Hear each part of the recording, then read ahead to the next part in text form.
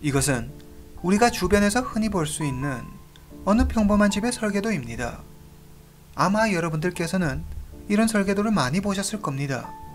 그런데 가만히 자세히 살펴봐 주세요. 한 장은 1층, 또 다른 한 장은 2층입니다. 두 장의 설계도를 주의 깊게 구석구석 살펴보세요. 눈치채셨나요? 뭔가 확실치는 않지만 어딘가 좀 이상해 보입니다. 무언가 싸한 느낌이 드는 이 두 장의 설계도. 이 설계도에는 엄청난 비밀이 숨겨져 있습니다. 설계도의 이상한 점들이 모여 하나의 무시무시한 스토리가 만들어집니다. 그 내용은 너무나 무섭고 소름 끼치는 내용들이죠. 지금부터 이 설계도에 숨겨진 비밀을 알아보겠습니다. 머리부터 발끝까지 몸 전체에 검은 타이츠를 신고 얼굴에는 하얀 가면을 쓴 무언가 굉장히 섬뜩해 보이는 일본의 한 유튜버가 있습니다. 이 유튜버의 이름은 아메하나. 그는 주로 자기 집이나 주변에서 찍은 불가사의한 영상을 업로드 하는데요. 음성 변조한 목소리가 여자 목소리와 비슷해 여자라고 생각하는 사람들도 있지만 전체적인 골격이나 키 등을 봤을 때 대부분의 사람들은 그를 남자라고 생각합니다. 그는 굉장히 독특해서 몽환적이거나 사람들에게 공포감, 불쾌감을 주는 영상들을 많이 업로드 하는데요. 가까이 하기엔 좀 먼 마니아적 성향의 유튜버라고 할 수 있습니다.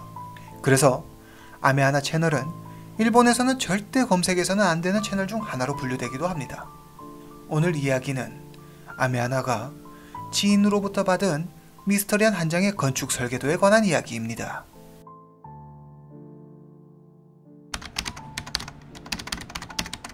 (2020년 9월) 어느 날 유튜버 아메하나는 지인 Y로부터 한 통의 전화를 받습니다. 그는 아메하나와 상의할 일이 있다며 설계도 한 장을 보냅니다. Y는 아메하나와 꽤 오래전부터 알고 지낸 사이로 가끔 만나 밥도 먹는 사이죠. Y는 사업으로 돈도 벌고 곧 아이가 태어날 예정이라 이번에 단독주택을 하나 사려고 합니다. 자연 친화적인 주변 환경에 지은 지 얼마 되지 않은 신축주택을 부동산에서 소개받았는데 집 내부가 넓고 개방적으로 되어 있어 무척 마음에 들었다고 합니다.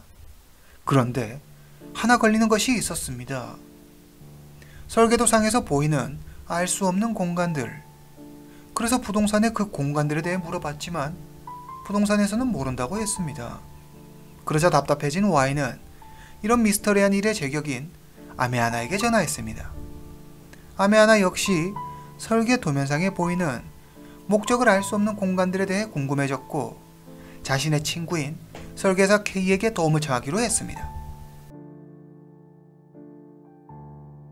K는 아메하나에게 굉장히 흥미로우면서 한편으로 굉장히 오싹한 해설을 들려줍니다. 자, 지금부터 저는 여러분들과 이 설계도의 비밀을 하나씩 집어가 보도록 하겠습니다. 지금 1층 설계도를 보시면 잠깐 설계도를 보시기 전에 여러분들이 아셔야 할 사실이 있습니다. 이 집의 전 주인은 30대 남성으로 부인, 아이 한 명과 함께 살았었습니다. 이 점을 꼭 기억해 두세요. 자, 그럼 현관을 지나 거실, 화장실, 다이닝룸, 침실, 부엌까지 하나씩 살펴보죠. 그다지 별 특별할 것 없는 그냥 평범한 설계도 같은데요. 그런데 여기 한 군데가 신경이 쓰이는군요. 바로 이곳이요. 사방이 벽으로 둘러싸여 있고 문이나 창문이 없어 사람이 드나들 수 없는 미스터리한 공간인데요. 뭔가 의도를 가지고 만든 공간 같습니다. 부엌을 가르는 두 장의 벽만 없다면 부엌은 더 넓어지게 됩니다. 최소한 거실 쪽으로 문을 달았다면 옷장이나 서랍장으로 쓸 수 있을 테고 부엌 쪽으로 문을 달면 수납장으로 쓸 수도 있었을 텐데 이렇게 사방을 막아둔 아무 의미 없는 공간으로 두다니 그 의도가 무엇인지 굉장히 궁금해집니다.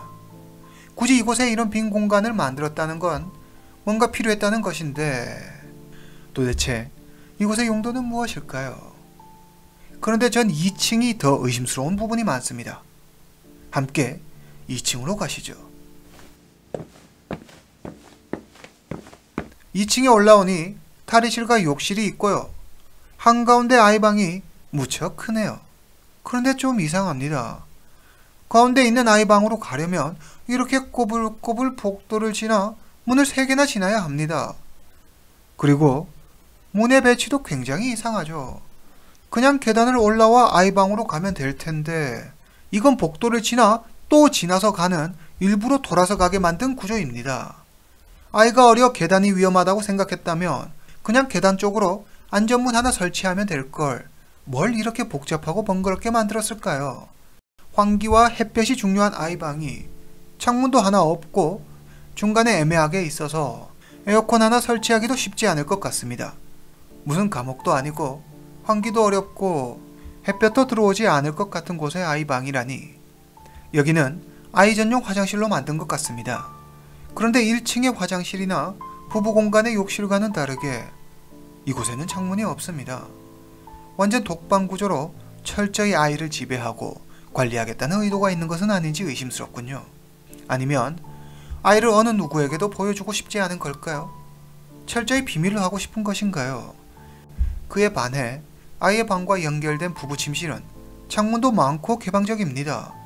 뭔가 환기도 잘 되고 채광도 굉장히 좋을 것 같네요. 부부 침실과 연결된 공간들은 개방적으로 연결되어 있고 심지어 문이 없는 공간도 있습니다. 부부 침실과 연결된 아이의 방.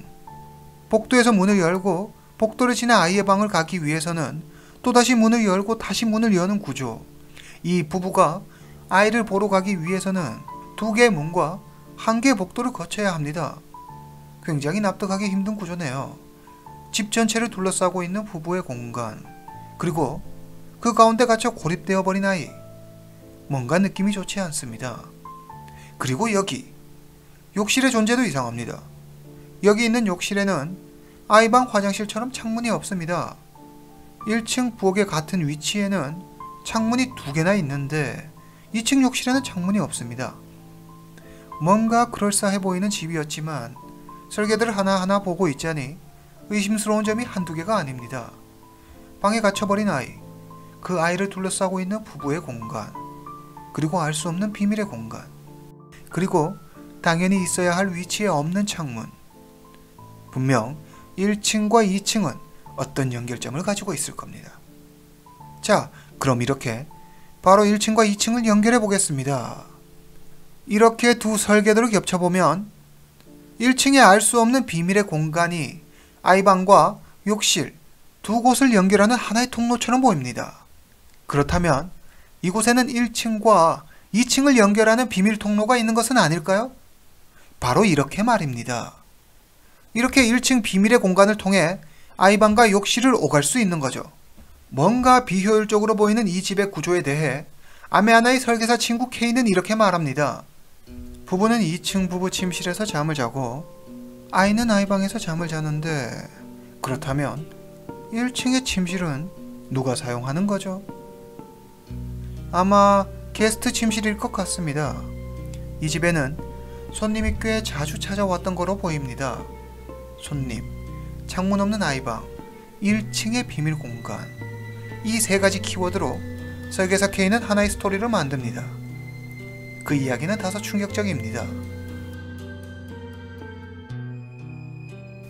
이전 이 집에 살던 부부는 어떤 특별한 목적을 위해 아이를 방에 가둬둡니다. 그리고 부부는 종종 손님을 집에 초대했죠. 이들은 거실에서 이야기를 나누고 식사를 하며 술을 마십니다. 분위기는 한층 고조되고 손님은 취할 때까지 술을 마십니다. 그리고 부부는 손님에게 하루 묵고 가라며 게스트룸으로 손님을 안내합니다. 그리고 씻으라며 2층에 있는 창문이 없는 욕실로 안내하죠. 손님이 욕실로 들어가면 부부는 아이에게 신호를 보냅니다. 그럼 아이는 곧장 자신의 방 선반에 가려진 구멍을 통해 이 비밀의 통로로 2층 욕실에 들어갑니다. 그리고 흉기로 손님을 공격하죠. 술에 취한 채 무방비 상태로 있던 손님은 아이의 움직임에 제대로 된 저항 한번 못하고 당할 확률이 높습니다. 아이는 자신의 목적을 완전히 이룰 때까지 공격을 멈추지 않습니다. 그렇게 손님의 숨은 끊어집니다. 즉 K는 이 집은 보기에는 아주 평범해 보이는 일반 주택이지만 일반 주택으로 위장한 사이코패스 가족의 작업장이라는 가설을 세우죠. 아이방을 보면 왼편에 선반이 하나 더 있습니다. 이 선반 역시 1층과 연결된 통로를 가리기 위한 곳일 가능성이 있습니다. 자, 다시 한번 두 배치도를 겹쳐보겠습니다. 이 선반은 바로 1층 창고와 연결됩니다. 이제 모든 스토리가 완성됐습니다. 아이는 1층과 연결된 비밀 통로를 통해 욕실에서 손님을 처리한 뒤 다시 자신의 방으로 돌아가 대기합니다. 그 후 부부가 욕실로 들어가 손님을 이 통로 크기에 맞게 잘라 작업합니다. 아이는 작업된 손님을 욕실에서 자신의 방으로, 그리고 다시 1층 창고로 연결된 통로를 통해 하나씩 떨어뜨립니다. 부부는 주차된 자동차 트렁크에 작업한 손님을 집어넣고 인근 야산의 일을 처리합니다. 이 일련의 사건들은 모두 창문이 없는 방과 욕실에서 이루어집니다. 이 말은 밖에서 누가 볼 수도 들을 수도 없는, 그러니까 누구에게도 들키지 않고 모든 일을 할 수 있다는 뜻이죠. 게다가 이 집은 심리적인 트릭까지 갖추고 있었습니다. 1층에 7개, 2층에 9개, 정말 많은 창문이 있는 집입니다.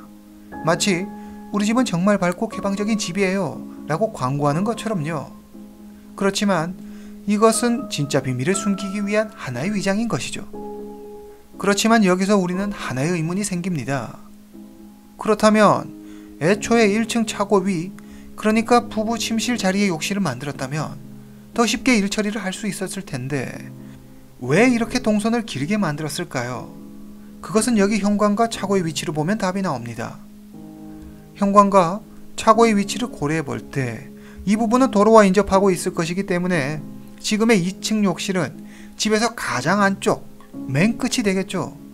사냥감을 구석에 몰아놓고 사냥하는 헌터 입장에서는 지금의 위치에 작업장으로 사용될 욕실을 만든 것은 어쩌면 당연한 일이라고 생각됩니다.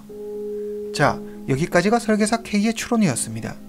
사이코패스 킬러 집안의 집이라 정말 무슨 만화 같은 스토리네요. 아메하나는 설계사 K의 이야기는 너무 지나친 망상이라고 생각했습니다. 그때 Y에게서 다시 전화가 왔습니다. 그는 이 집을 사지 않기로 했다며 더 이상 신경 쓰지 말라고 이야기했습니다. 아메하나는 잘한 결정이라면서도 그 이유가 궁금해 물었습니다. 그러자 Y는 오늘 아침 뉴스를 보지 않았느냐며 물으며 그 집 인근 숲에서 잘린 사람의 신체가 나왔다고 했습니다. 그리고 그 사람은 이전에 이 집에서 묵었던 적이 있는 사람이라는 소문까지 돌아 집집회 계약하지 않았다고 했죠. 여러분들의 생각은 어떠신가요? 정말 이 집은 사이코패스 살인자 집안의 집인 걸까요? 오늘 이야기는 여기까지입니다.